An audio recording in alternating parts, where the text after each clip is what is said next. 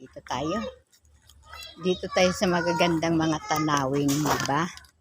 Sabi nila pagka ganito na, kailangan natin tumingin sa magagandang mga tanawin. Eh, diba? Maganda. December ngayon. Ayan, December. Malalapit ng December. Kaya kailangan. Ang ganda nito.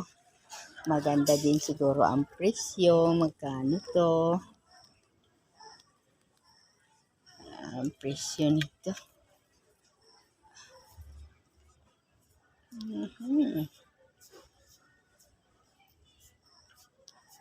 75 to, 75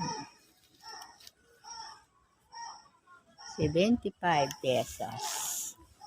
75 pesos.